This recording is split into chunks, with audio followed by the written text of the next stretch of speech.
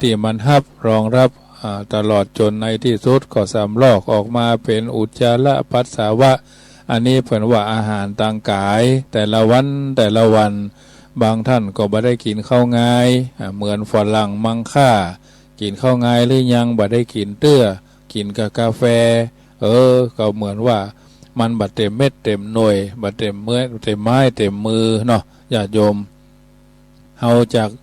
พ่อแม่ปู่ย่าตายายบรรพบุรุษเปิ้นว่ากินข้าวงามข้าวง่ายกินข้าวน้ำข้าวตอนกินข้าวน้ำข้าวแรงอย่า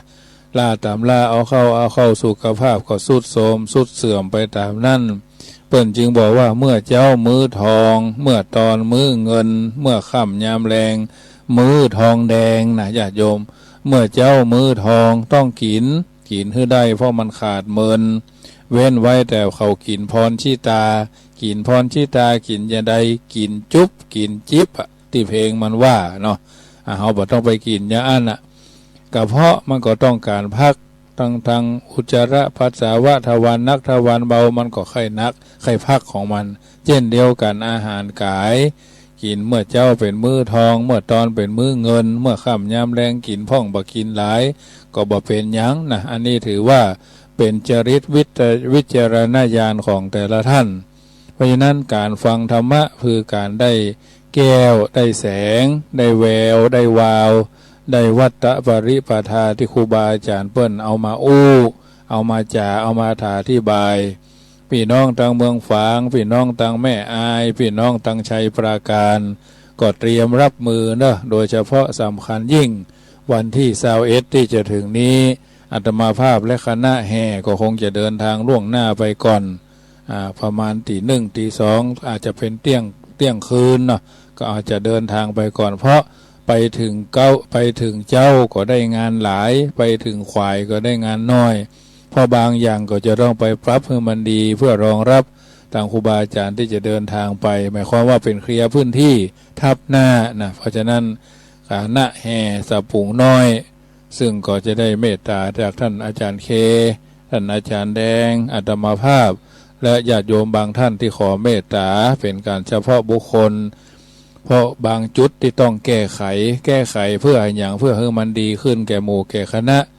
ทำงานกันเป็นช่วงเหมือนมหาดเล็กรักษาพระองค์เปิ่นต่องานเนาะต่อเวรฮับเวรส่งเวรเพราะฉะนั้นจะต้องไปเคลียร์พื้นที่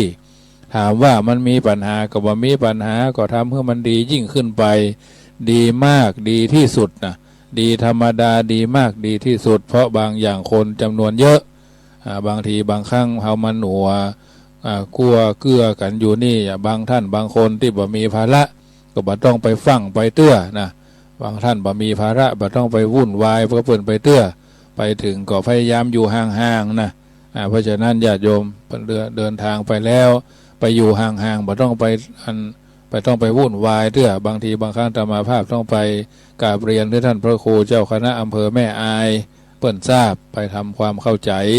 ก่อนงานสัก3 วัน5 วันนี้ต้องขึ้นไปก่อนแล้วไม่ใช่ขึ้นไปนอนนะขึ้นไปเคลียร์พื้นที่โดยภาระโดยธุระที่ทำเพราะฉะนั้นรถอาตมาภาพและคณะแห่นี่ต้องไปก่อนนะไปก่อนอย่างไปถึงวัดแม่อายก่อนก็ไปเคลียร์หั่นเคลียร์นี่ให้มันเรียบร้อยว่าจะเป็นการรองรับญาติโยมที่จะไปทำบุญนะเอาบุคลากรขึ้นไปร่วมโดยเฉพาะการบริจาคปัจจัยท่านผู้อำนวยการว่าจะมาวุ่นวายเรื่องนี้ก็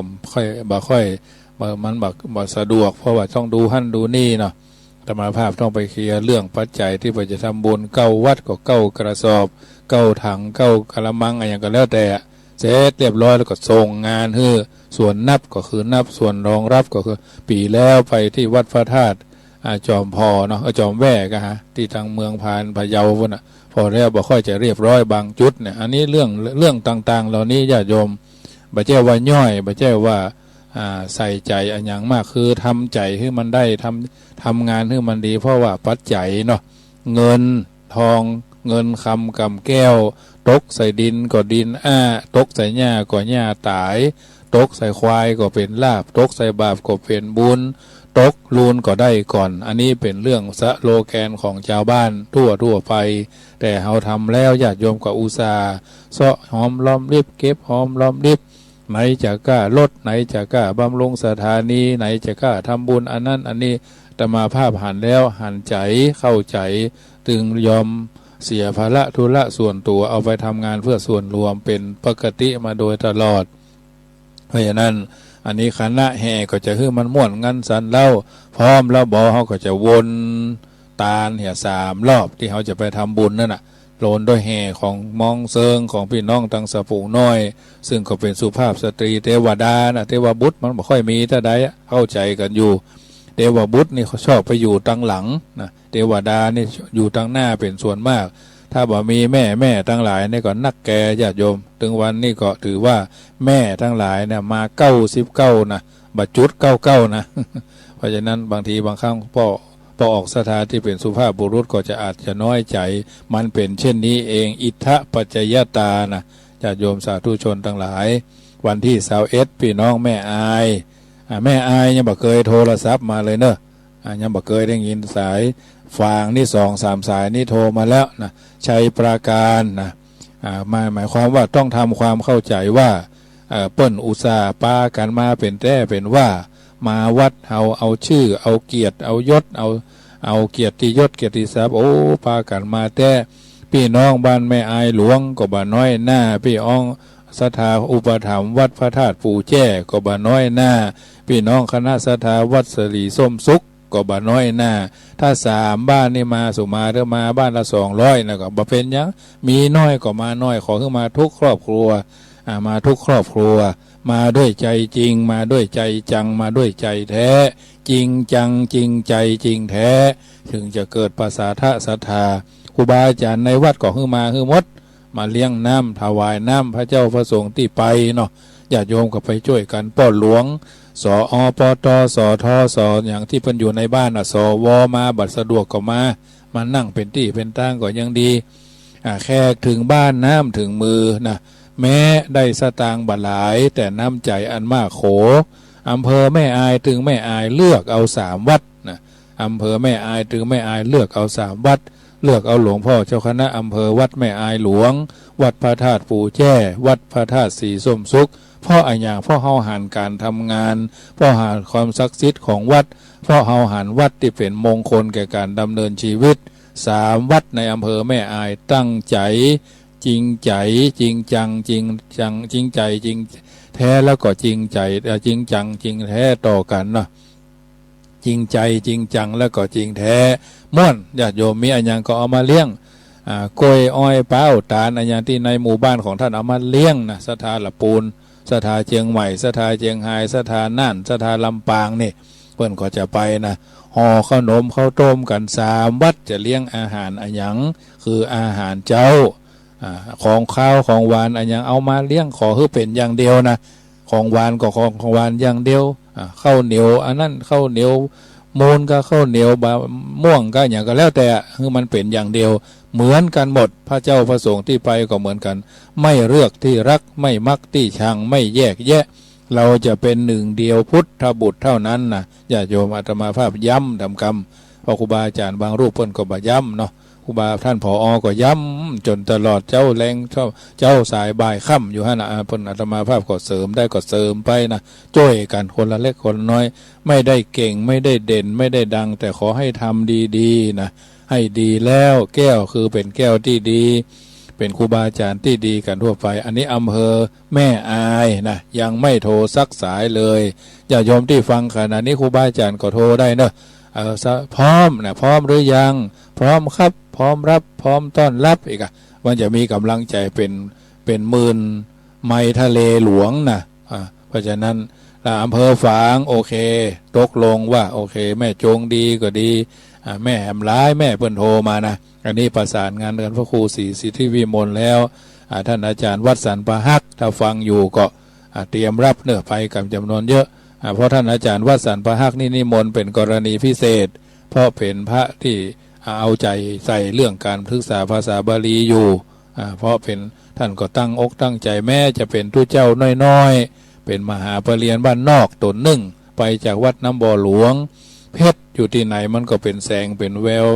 เป็นแสงเป็นสีอยู่แล้วนะเพราะฉะนั้นแม้ท่านจะเอาไว้ปลายไม้ปลายตอกท่านก็ยังเป็นเพชรอยู่ดี อยู่ในขี้เปอะขี้โคลนท่านก็ยังเป็นเม็ดเป็นเพชรอยู่ดีสอบปรริญญาเก้าตกมาด้วยกันแบบสบายสอบได้เป็นเรื่องตลกสอบตกเป็นเรื่องธรรมดานะเพราะเป็นเรื่องธรรมดาเจ้าอาวาสมีงานตั้งเยอะแยะนะเสียสละส่วนตัวได้นอนดีพ่องบ่ได้นอนดีพ่องกินอิ่มพ่องบักอิ่มหลายเนี่ยตัวเก่าก็สอบลูกน้องก็สอบต้องไปดูแลอันนี้วัดสันพะฮักก็เป็นพระที่หนุ่มไฟแรงเหมือนกันรุ่นน้องละอายุรุ่นน้องอาตมาไล่ๆกันนะลูกศิษย์วัดน้ำบ่อหลวงเหมือนกันนะหลวงพ่อธรรมาพิลมนะวัดน้ำบ่อหลวงก็กระจายไปเลยเป็นที่เป็นตางนะเป็นจะเป็นนะอยู่ทางเมืองปลายก็ตนหนึ่งอันนี้ก็ถือว่าอำเภอฝางอำเภอแม่อายอำเภอฝางอำเภอชัยปราการนะก็ยังบัดโทรมาสักวัดวัดพระธาตุวัดพงตำเนาะวัดพงตำวัดป่าไม้แดงวัดท่าข้ามเนาะวัดท่าข้ามหรือวัดบ้านต้านี่แหละเพราะฉะนั้นอันนี้เป็นวัดที่เราจะได้ไปเกื้อหนุนจุนเจือช่วยเหลือกันคนละอันคนละน้อยคนละนิดคนละหน่อยซึ่งกันไปวัดบ้านต้าเนาะวัดบ้านต้าในท่านพระครูหลวงพ่อเจ้าคณะอำเภอเพิ่นเรียนเพิ่นแจ้งมาอย่างอันวัดแม่อายหลวงวัดพระธาตุปู่แจ้วัดพระธาตุสีส้มซุกในอำเภอแม่อายวัดสลีบุญเรืองวัดพระธาตุม่อนปิ่นพระบาทอุดมวัดสันต้นเปาในอำเภอฝางอำเภอชัยปราการวัดป่าไม้แดงวัดปงตำวัดบ้านต้านี่อันนี้ก็ถือว่าเป็นวัดที่เขาจะไปกราบเรียนแล้วก็จะไปเน้นย้ำทำกรรมหนึ่งว่าวัดแม่อายหลวงกินข้าวงายหั่นแต่7 โมงต้องถึงหั่นมดนะ7 โมงต้องถึงหั่นมดไปเจ้าก็ได้แอวหลายไปขวายก็ได้แอวน้อยไปเจ้าก็ได้ทำบุญหลายไปขวายก็ได้ทำบุญน้อยถือว่าไปตามระบบนะวัดเพอฝางนี่กินข้าวตอนก็เหมือนกันจะเป็นพัดจะเป็นแกงก็ขอให้เป็นอย่างเดียวหรือ2 อย่างก็แล้วแต่เพราะฉะนั้นเลี้ยงเต็มที่กินเต็มที่บ่ต้องไปเอาของเพื่อนมาเน้นย้ำทำกรรมกินให้อิ่มเป็นจุดไม่ต้องเอาของเขามาไม่ต้องติดไม้ติดมือมาฮัดเป็นคนสาระมัจฉริยะความตรณีแห่วฟ้องเพราะฉะนั้นบางคนนี่หันแก่ตัวกินบัดไปฟังตักนักตัวตักน้อยๆเปิ้นเลี้ยงก็กินให้อิ่มเจ้าภาพก็เลี้ยงให้เหลือเกลือให้อิ่มอยู่แล้วนะชาเข้าใจเนาะคำว่าเลี้ยงให้เหลือเกลือให้อิ่มบางคนนี่หันแก่ตัวโอ้โมกเอาลำบ่หัวใส่น้ำปลาวะใส่พริกส้มพริกดองแบบอย่างโมมาโอ้ปดทอดส้มเข้าไปแล้วแก้บ่ได้ละญาติโยมเพราะฉะนั้นเขาจะไปหันแก่ตัวเขาจะเป็นคนขี้โลภคนหัวไม่มืองอมเนี่ยโดยมากมันขี้โลภนะหูสั้นๆนี่ก็ขี้มิ่งนะญาติโยมพอเถอะมันถึงเป็นอย่างอันแต่ห่างผมงอเนี่ยก็อันตรายเหมือนกันนะมันมาเป็นยังยิ่งแจ้งยิ่งหันลายยิ่งขวายยิ่งหันโก้งนะญาติโยมอาตมาว่าตรงๆเนี่ยนะบ่ได้กลัวญาติโยมจะฮักจะชอบจะศรัทธาแต่ความจริงมันมีอยู่มันไปคู่อยู่พระพุทธศาสนาอันนี้เป็นตัวแก้ปัญหาต้องแก้หรอปัญหาต้องแก้หรอบ่จะไปช่วยกันกอบนะโอ้ศรัทธาละปูนมากินเข้าขว้างเบอว่าอีว่าอย่าเพิ่นจะไปว่ากันนะเฮาติเพิ่นก็จะติเฮานะไปกินให้มันเป็นระเบียบโอ้เพิ่นกินกันดีเป็นลำไม่กะญาติโยมอาตมาภาพบ่เจ้าอวดโหอวดฉลาดบ่เจ้าเน้นสอนสังฆราชนะเอาเป้ามาขายส่วนบ่ใจมันเป็นอย่างนี้แต่แม้แต่ว่าจังค่ำนี่ก็เหมือนกันนะครูบาอาจารย์ที่จัดงานใหญ่ๆนะพานกันมาทั้งนั้นถึงหูฮ้อนถึงหน้าบานนะมันถึงตัวกันลุกรูปแหละเป็นเช่อี้แต่ธรรมาภาพต้องติเพื่อก่อล้อเพื่อพัฒนานะญาติโยมอย่างนั้นไปกินของเปิ้นไปใส่นักเตื้อกินนักคือกินเท่าฝ่ายก้อยกินน้อยคือกินเท่าหัวแม่มือนะจะไปนับมุบมับเอาหันเปิ้นลำกินถ้วย2 ถ้วยกิน1 ถ้วยปัญญาเนาะ2 ถ้วยมหาปัญญานะ3 ถ้วยมหาโลภานะญาติโยมถ้วยที่1ปัญญาถ้วยที่2มหาปัญญาถ้วยที่3มหาโลภานะจะบอกคืออย่างเด้อญาติโยมอันนี้ครูบาอาจารย์เปิ้นสั่งเปิ้นสอนเปิ้นแนะเปิ้นนำเปิ้นพร่ำเปิ้นกล่าวครูบาอาจารย์บางรูปเปิ้นกึดอาจจะบ่ถึงเฮาต้องสักตั้งแต่ก้นบึ้งนะสักกระเบือยันเรือรบเนี่ยเฮาต้องเข้าใจเรื่องปัญหาต้องแก้ทั้งนั้นนะเพราะคนต้องฉุกคิดพิจารณาจะไปฮื้อเพิ่นได้ว่าโอ้ศรัทธาละปูนขึ้นสีขาวมากินมาทานปุด แปลงกล้วยจับเลี้ยงกล้วยเตี๋ยวแล้วกินแล้วบาเสียงเบอเบอเบอเบอว่ากูว่าปดท่อของอันนั้นบากินก็ตักนักเหียขี้โลภว่าทุกคนเชียงใหม่ละปูนแป้น่านพระอันเชียงไฮ้นี่นะเพิ่นว่าเอาว่าโอ้เปิ้นกินก็เป็นแท้เป็นว่าโอ้กินดีกินลำกูหันแล้วก็ดีใจกูภูมิใจได้กินได้แกะได้แกงได้ต้มได้พัดได้จืดได้จ่าวได้ทอดไปเลี้ยงเพิ่นอีกว่าได้นึ่งได้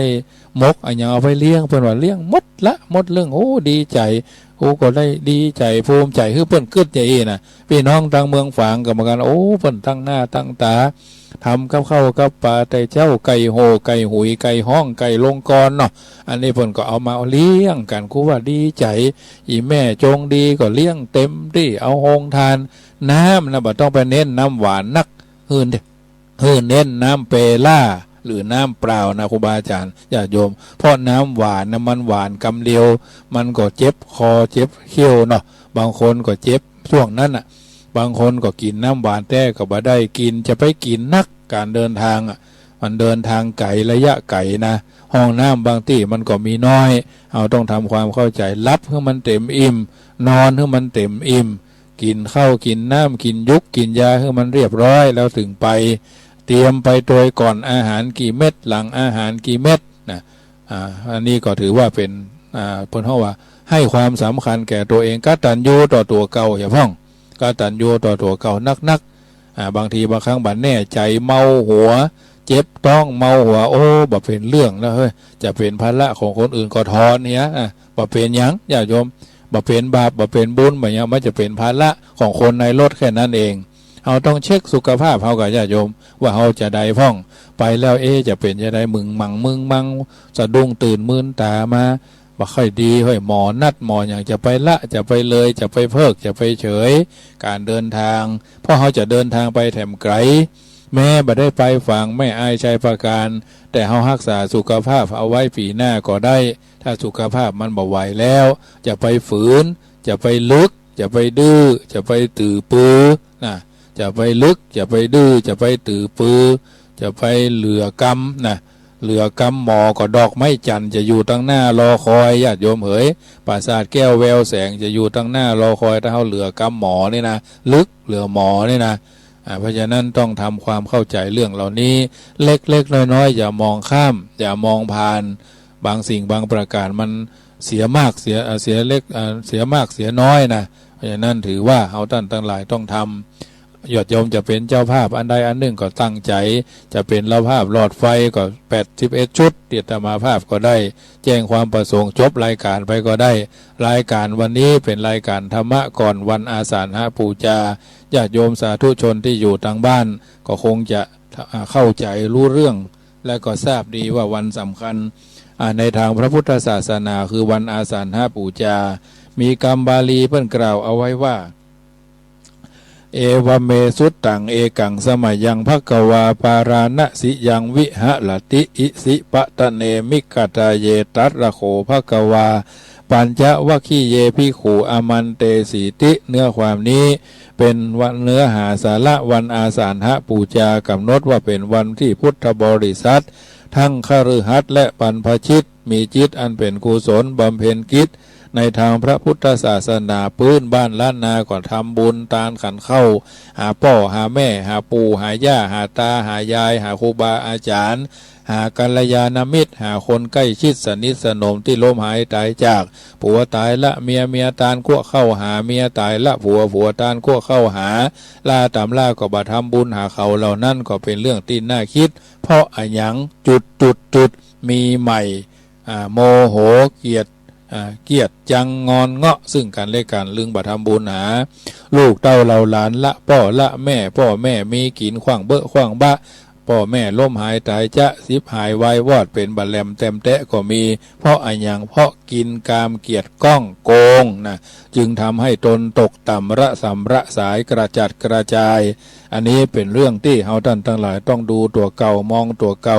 เตือนตัวเก่าพิจารณาตัวเก่าวันอาสาฬหปูชาเป็นวันเพ็ญเดือนวันเพ็ญกลางเดือน8ก็เป็นกาลเวลาเป็นเดือน10บ้านเฮานะบ้านเฮาเดือนเฮาในโวยไป2 เดือน แต่วันนี้เป็นวันมีส่วนเกี่ยวข้องกับพระพุทธศาสนามากจึงเ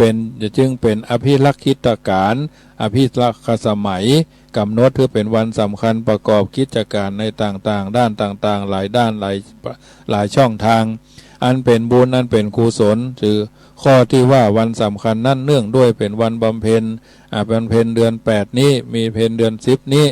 เป็นเหตุการณ์ประการมีเหตุการณ์ประกอบเกิดขึ้นหลายประการ1เป็นวันแรกที่พระพุทธเจ้าทรงประกาศพระศาสนา2เป็นวันแรกที่สมเด็จบรมศาสดาแสดงปฐมเทศนา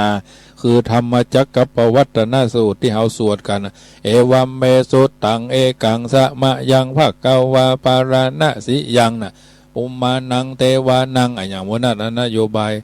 ไม่เข่งไม่ตึงพอดีมัชชิมาปฏิปทาเนี่ยเราก็สวดกันอยู่แล้วเป็นวันที่พระอริยสงฆ์สาวกองค์แรกเกิดขึ้นในทางพระพุทธศาสนาคือพระอัญญาโกณฑัญญะเป็นวันที่พระรัตนตรัยครบว่าพุทโธเมนาโถพระพุทธเจ้าเป็นที่เพิ่งของหมู่เฮาธัมโมเมนาโถพระธรรมเจ้าเป็นที่เพิ่งของหมู่เฮาสังโฆเมนาโถพระสังฆเจ้าเป็นที่เพิ่งของหมู่เฮาเปิ้นห้องว่าสังฆรัตนะหรือรัตนไตรไตรรัตนกาถาพุทธเจ้า56มีกุลธรรมเจ้า38สังฆเจ้า14กุลป่อ21กุลแม่12กุลครูบาอาจารย์กุลตาลกุลศีลกุลภาวนาหมู่เฮาท่านทั้งหลายบัดลดบัดละบัดเลิกบัดเพิกบัดเฉยบัดปล่อยปะละเลยเป็นบัดปล่อยคือบัดฮู้เรื่องเพราะฉะนั้นวันอาสาฬหปูชานี้เป็นวันที่เฮาท่านทั้งหลายได้ทำกันมาทุกยุคทุกสมัยในปีพุทธศักราช2501ซึ่งปรากฏแก่คณะสงฆ์ก็ทำกันต่อมาเป็นวันขึ้น15ค่ำเดือน8ใต้เดือน10เหนือห้องกันว่าวันอาสาฬหปูชาประกอบพิธีปูชาที่หั่นที่นี่อย่างที่เฮาทราบการปูชาพระรัตนตรัยกล่าวสั้นๆก็คือเรียกว่าสักการะปูชาหรืออามิสปูชามีดอกไม้ธูปเทียนเป็นต้นลักษณะที่ว่าสัมมาณปูชาประการที่2ปูชาด้วยการแสดงความเคารพนบนอบเช่นการกราบการไหว้การเบญจังคประดิษฐ์นึ่งสมองสองมือซ้ายขวาสองหัวเข่าซ้ายขวาเฮาก็รอบทำการทำและก็ทำการประทักษิณเวียนขวานึกถึงพุทธานุภาพธรรมานุภาพสังฆานุภาพเป็นลำดับลำดาประการที่3เปิ้นห้องว่าปฏิบัติปูชาเอาน้อมเอาคำสอนว่าละชั่วทำดีทำจิตใจให้ใสที่ว่าตามควรแก่กำลังและความสามารถก็คือปฏิบัติถือศีลกินเพลชั่ววันหนึ่งคืนหนึ่ง2วัน3วันแล้วแต่บางจุดบางแห่งบางสำนักบางอารามบางวัดเปิ้นก็จัดมีการปฏิบัติธรรมกันเป็นส่วนใหญ่เจ้าอาวาสเป็นพระวิปัสสนาจารย์ไปอบรมที่หั่นที่นี่ว่าจะเป็นอบรมสำนักวัดพระธาตุสรีจอมทองถือเอาอาจาริยปูชาของครูบาเจ้า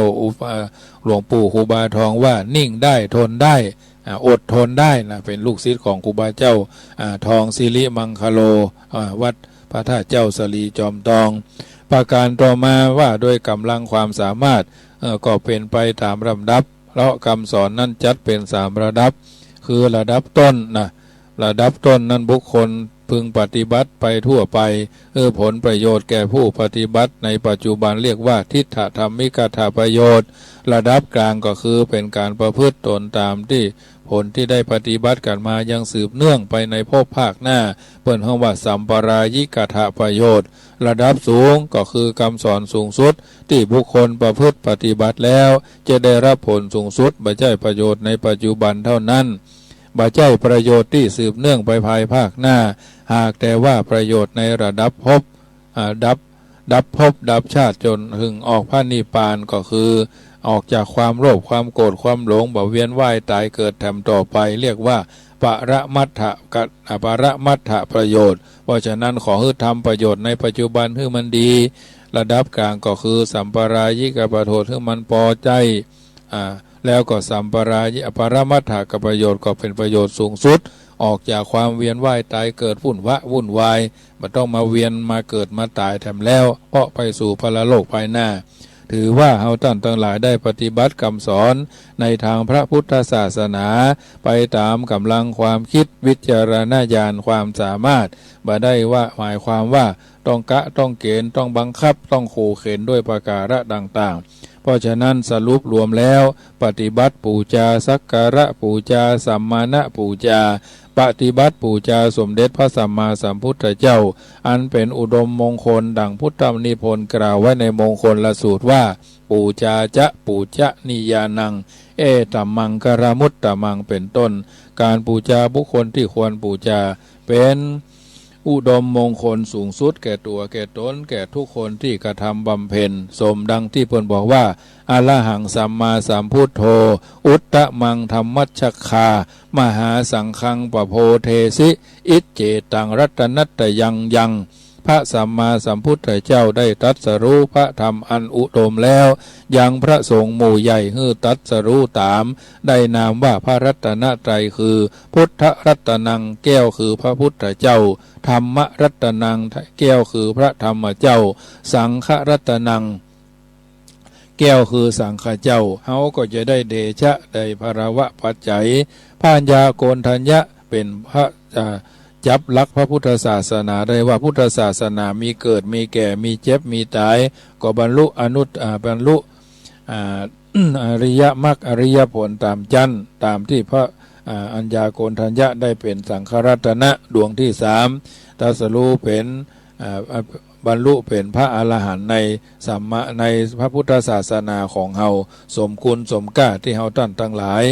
ได้ประพฤติปฏิบัติเพื่อตัวตนจะได้อยู่เย็นเป็นสุขถือว่าเป็นสิ่งที่เกิดขึ้นแก่จิตแก่ใจของเฮาในโอกาสต่อไปเพราะฉะนั้นถือว่าท่านทุกคนได้กระทำบำเพ็ญตนตัวแล้วสำหรับธรรมะในวันอาสาฬหปูจาและเข้าพรรษาตลอด3 เดือนที่จะประพฤติกันได้นั้นอาตมาภาพเสนอเรื่องสุจริตธรรมสุจริตธรรมก็คือว่าธรรมดาวิชาความรู้ย่อมยกฐานะของบุคคลให้สูงขึ้นจากคนบ่รู้เป็นคนรู้จากคนโง่เป็นคนฉลาดจากคนยากจนเป็นคนร่ำรวยจากคนไม่มีชื่อเสียงเป็นคนที่มีชื่อเสียงจากคนบ่มีเกียรติบ่มีเกียรติยศเกียรติทรัพย์เกียรติศักดิ์ก็กลับกลายเป็นคนที่มีเกียรติยศเกียรติทรัพย์เกียรติศักดิ์จึงเป็นที่นิยมยกย่องสรรเสริญว่ารู้อะไรไม่สู้รู้วิชานะรู้อะไรไม่สู้รู้วิชาเพียงแต่ว่าความเป็นผู้มีวิชาความรู้อย่างเดียวบ่มีจรณะคือการประพฤติควบคู่กันไปก็จะได้เป็นเพียงแต่ความฉลาดแต่ไม่มีความเฉลียวรู้เท่าแต่ไม่รู้กันรู้ทันแต่ไม่รู้แก้บ่แก้ปัญหาได้สักอย่างได้แก้ปัญหาได้มีปัญญาอย่างเดียวบ่มีสติเป็นธรรมะคอยกำกับปัญญาสมเด็จพระบรมศาสดาตรัสปัญญาไว้ในหมวดใดก็ต้องตรัสสติกำกับไว้หมวดนั้นเพื่อให้สำนึกได้เท่าทันและป้องกันวิชาหรือปัญญาความรู้ให้เป็นไปในทางที่ถูกต้องมากกว่าถูกใจเป็นประโยชน์เพราะวิชาความรู้ความฉลาดความสามารถให้ทั้งคุณและโทษให้ทั้งดีและชั่วไม่แน่นอนขึ้นอยู่กับบุคคลผู้นำระดับนั้นจักหันได้จากบุคคลบางคนมีความรู้ความสามารถฉลาดลักแหลม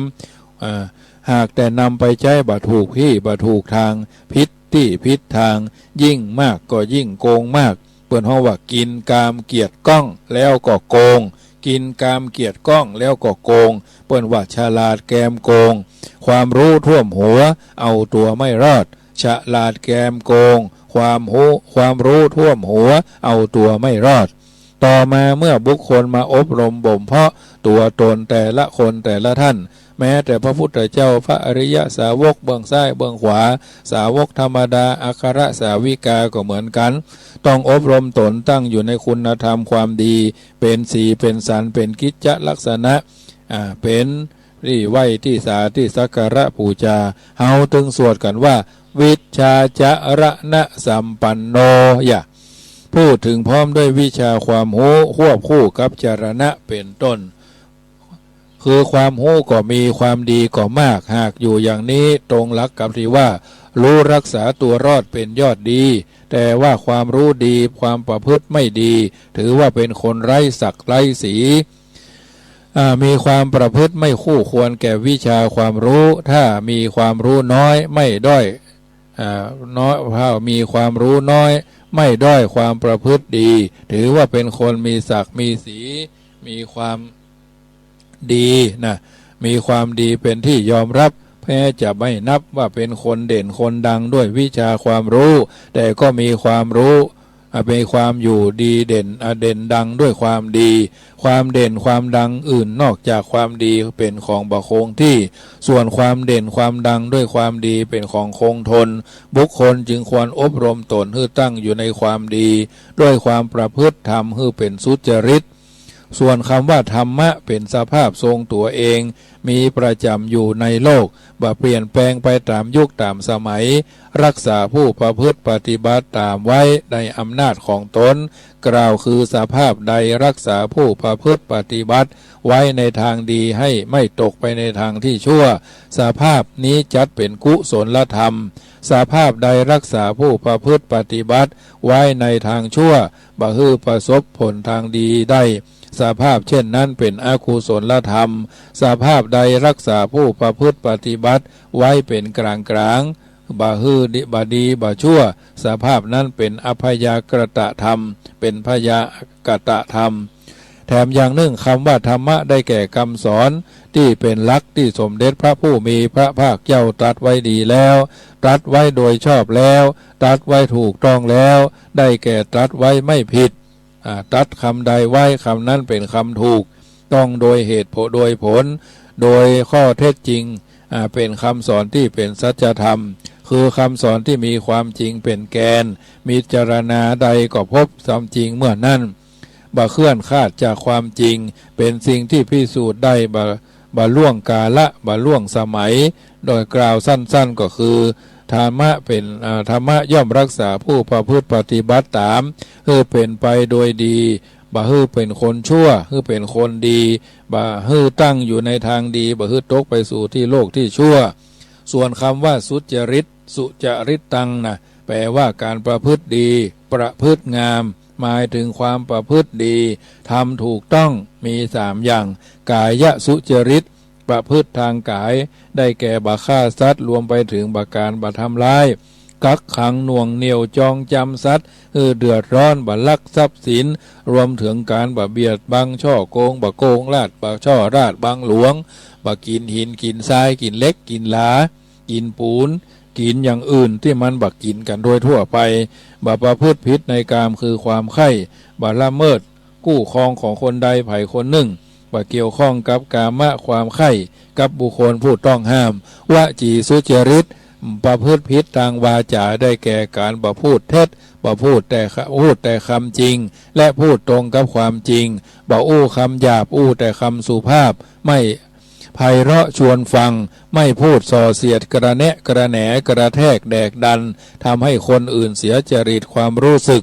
ว่าโหแต่ก็บ่แต่ว่าไปเรื่อยเสียเพราะปากกึ้มเงิมดื่มในน้ำบะไหลเจี่ยวปื้นนิสัยแจ๊อู้บะเลาะเพาะแพะนิสัยดี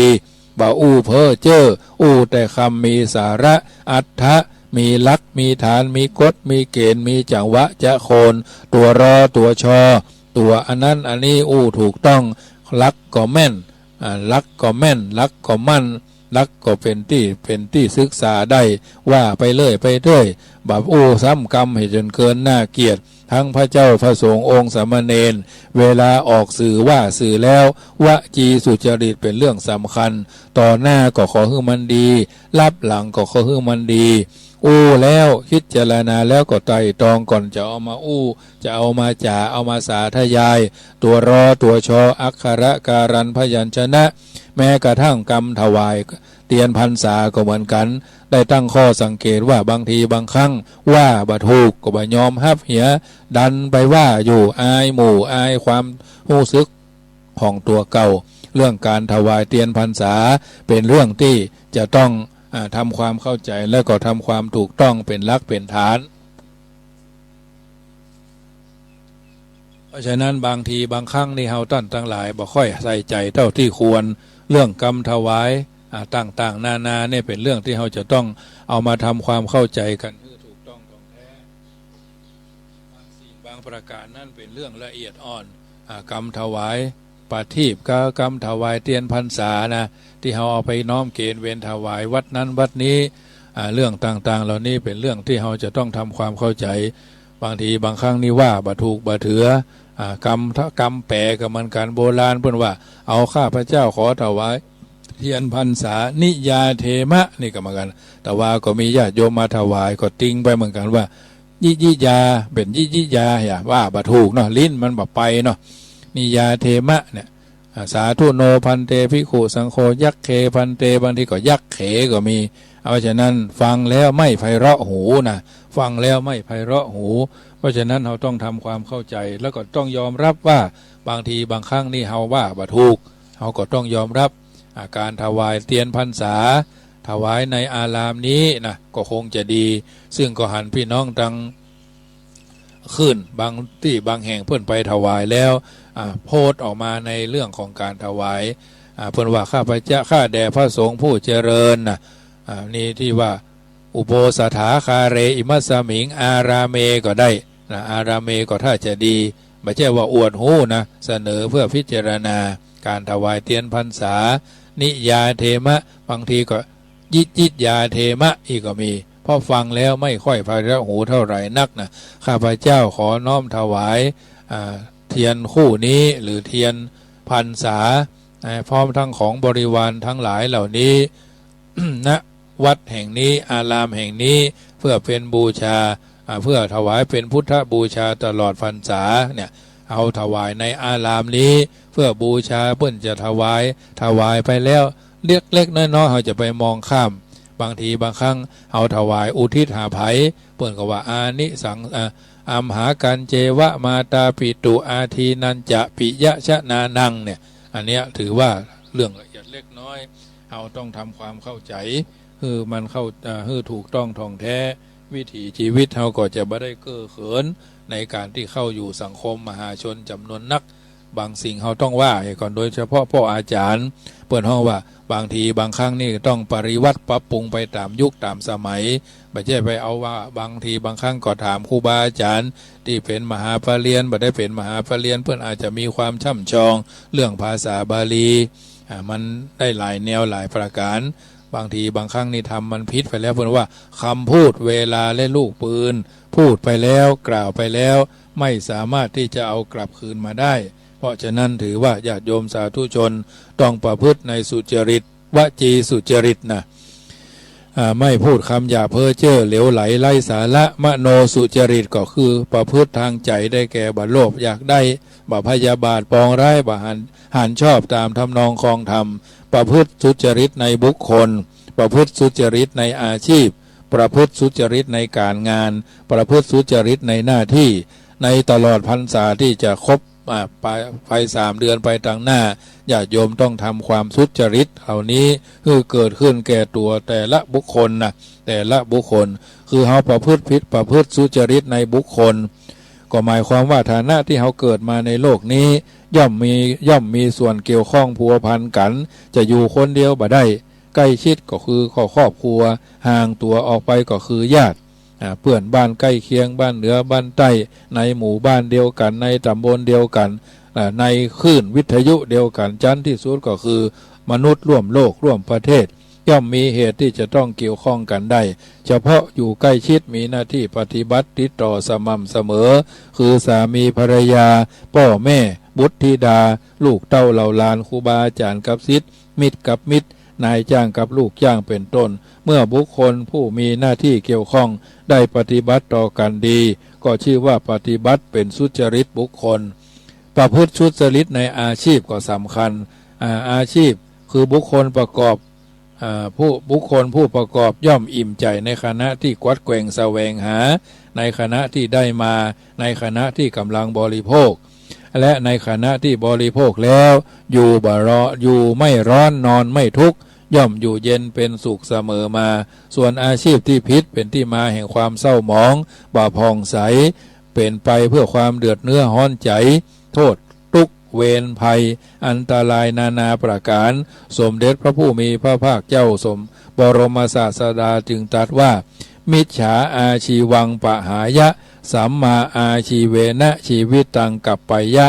บุคคลควรละมิจฉาชีพแล้วเลี้ยงชีพด้วยสัมมาชีพบุคคลควรละมิจฉาชีพและประกอบสัมมาชีพเตอะว่าอันมิจฉาชีพคืออาชีพที่ผิด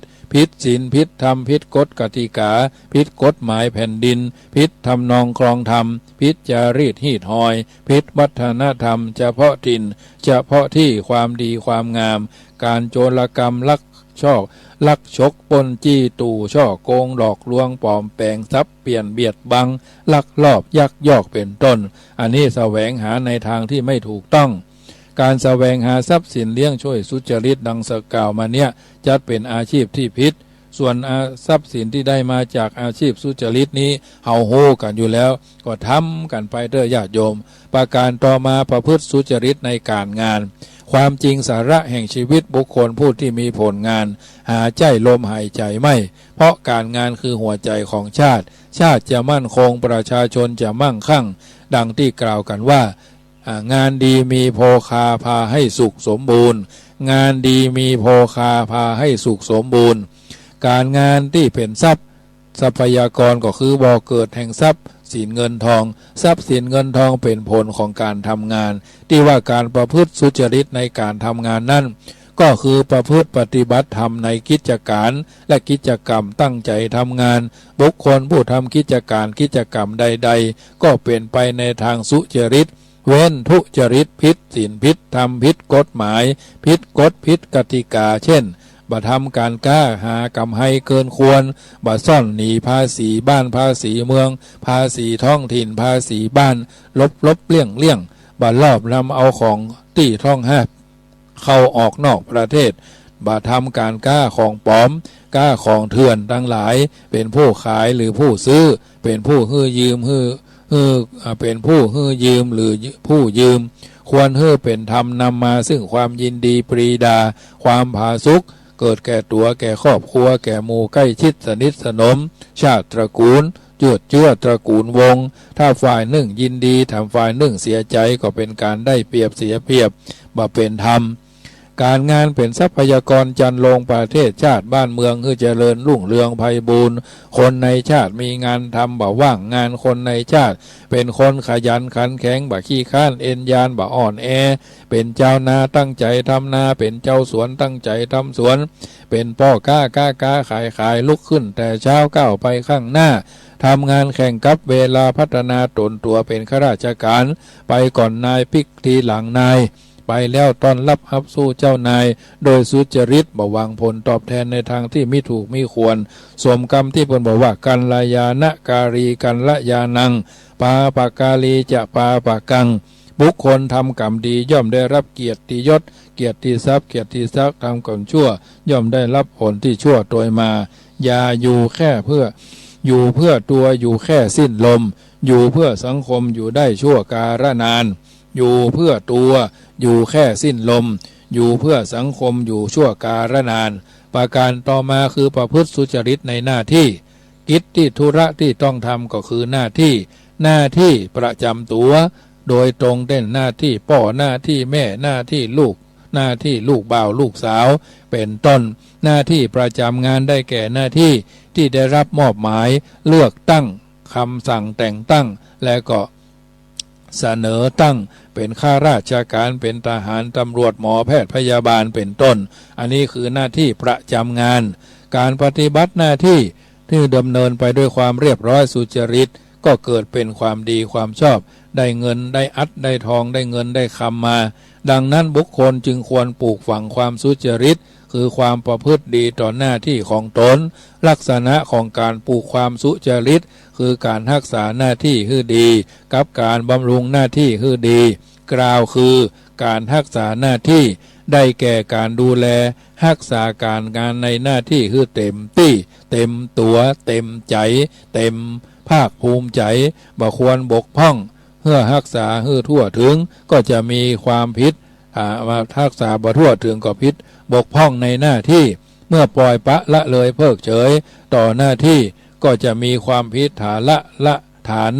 ละทิ้งหน้าที่เมื่อทำลายหน้าที่คือเสียก็จะมีความผิดฐานทุจริตต่อหน้าที่เพราะฉะนั้นเฮาจะบกพร่องต่อหน้าที่ก็อยู่ที่เฮาจะละทิ้งหน้าที่ก็อยู่ที่ตัวเฮาจะทุจริตต่อหน้าที่ก็อยู่ที่ตัวเฮาบำรุงหน้าที่ก็คือทำให้งานหน้าที่เจริญก้าวหน้าบ่ซักแต่ว่าเฝ้าหน้าที่นั่งทับเก้าอี้ในหน้าที่คือวันเวลาผ่านไปบ่ได้แสดงว่าเฮามีแค่หัวคิดเฮาบ่มีหัวพัฒนาก็จะทำให้ความเจริญก้าวหน้าล้าหลังในหน่วยงานของเฮาเป็นลำดาไปเพราะฉะนั้นญาติโยมสาธุชนท่านผู้ฟังทั้งหลายสมดังที่พระพุทธเจ้าตรัสว่าธัมมังจะเลสุจริตังธัมมังจะเรสุจริตังสุจริตเป็นคุณธรรมกรรมรวมแห่งความดีทั้งหลายความหมายก็คือบ่ทำชั่วบ่พูดชั่วบ่คิดชั่วและทำดีพูดดีคิดดีมีนัยยะที่อาตมาภาพได้กล่าวกับกุศลกรรมบทสุจริตเป็นยอดแห่งความประพฤติดีปฏิบัติชอบละชั่วหนีดีละชั่วทำดีทำจิตใจให้ใสเว้นหนีจากทุจริตทำผิดพูดผิดคิดผิด3 เดือนที่จะถึงนี้ขอให้ญาติโยมสาธุชนทำตัวทำตนคือเป็นคนดีไม่ต้องเด่นไม่ต้องดังคือประพฤติสุจริตในตัวบุคคลของตัวเฮานี่แหละมีความสุจริตในตัวเฮาพ่อบ้านแม่บ้านเจ้านายลูกน้องก็คือตัวเฮาเป็นอันดับแรกประพฤติสุจริตในอาชีพมีหน้าที่การงานอะไรอย่างอาชีพการงานที่เฮาทำก็คือได้โภคทรัพย์มาด้วยการข่มเหงเต็งเต็กเนี่ยนาบนหลังคนกะเนี่ยนาบนเนื้อคนตัวคนกะบดีอาชีพที่มันบาสุจริตต้องทำให้มันสุจริตประพฤติสุจริตในการงานบางทีก็เกี่ยงงอนบางทีบางครั้งก็ทำให้งานนั่นเสียหายเพื่อนสั่งแล้วบ่ทำก็ทำไปแบบขอไปทีก็ทำให้มันกระตุกกระจุกเป็นที่เป็นทางและก็ประพฤติสุจริตในหน้าที่เอามีหน้าที่อย่างหน้าที่พ่อหน้าที่แม่ก็ทำหน้าที่คือดีที่สุดรักษาหน้าที่บัลละทิ้งหน้าที่บกพร่องต่อหน้าที่บ่ผิดฐานในการละหน้าที่ความดีความงามความเหมาะความสมเปิงกวนด้วยประการะต่างๆก็จะได้เป็นหลักธรรมที่เฮาท่านทั้งหลายนำมาคิดพิจารณาสาธุชนท่านผู้ฟังทั้งหลายสาระอัตถธรรมคำสอนในเจ้าของวันจันทร์นี้จะได้ดำเนินชีวิตวันนี้จะต้องไปทำการทำงานแถมวันหนึ่งเนาะข้าราชการงานเมืองทั้งหลายเพราะเป็นวันจันทร์สุดท้ายก่อนที่จะเข้าพรรษานอกนั้นก็จะได้ปฏิบัติหน้าที่ของแต่ละตนในโอกาสต่อไปญาติโยมสาธุชนได้ทำหน้าที่ดีแล้วสวรรค์ก็จะมีไว้ในอกถ้าเฮามีสวรรค์อยู่ในอกสบายใจซาบซ่านสดชื่นและรื่นใจหิก่อปันมาหาก่อปันได้ถ้าเฮามีมอนหกอยู่ในอกอยู่ในใจตุกกายตุกใจตุกมารับมาตื่นมายืนมาเตียวมาเกี้ยวมากินพอไปทางใดก็มืดฟ้ามัวดินเป่งใสไวยะเพราะฉะนั้นขอให้ท่านทั้งหลายได้ทำหน้าที่กายวาจาให้เป็นสุจริตรักษาความสุจริตเป็นนิสัยเป็นชีวิตจิตใจจะได้พ้นจากความอยู่ห้อนนอนทุกข์ประสบสุขสำราญในที่ทุกสถานในการทุกเมื่อวันนี้เป็นวันโกนเนอะญาติโยมวันพรุ่งนี้เป็นวันพระญาติโยมก็เตรียมตัวเตรียมใจไปวัดไปวาตาลขั้วเข้าขันเข้ารับเข้าใส่บาตรหยาดน้ำวัดวาอารามวัดวาอาวาดใกล้บ้านใกล้จองใกล้ที่ใกล้ต่างไปสะดวกมาสะดวกก็ฮือกันทั่วหน้าท้ายที่สุดนี้รายการธรรมะรับอรุณมาได้เปิดหน้าสายหน้าไม้วันพุธเมื่อคืนก้อยปะกันเนอะอู้กันยาวๆวันพุธเมื่อคืนพี่น้องฝางชัยปาการและก็แม่อายเตรียมตัวเตรียมใจรับเนื้อญาติโยมสาธุชนท่านผู้ฟังทั้งหลายท้ายที่สุดนี้รัตนัตยานุภาเวนะรัตนัตยเตจะสาพุทโธบังซ้ายธัมโมบังขวาสังโฆบังกายาอะละหังบังเกสาอะละหังพุทโธนะโมพุทธายะรายการธรรมรับอรุณอัตมาภาพพระมหาประสิทธมาภินันโทวัดจังกำตำบลมะกอกอำเภอป่าซางจังหวัดลำพูนเบอร์โทรศัพท์086 187 5325 086 หมดเวลาลงแล้วท้ายที่สุดนี้ขอเจริญพรอนุโมทนา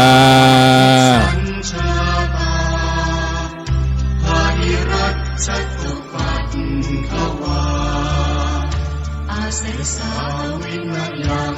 ยันตุอนันตชินเตชะสา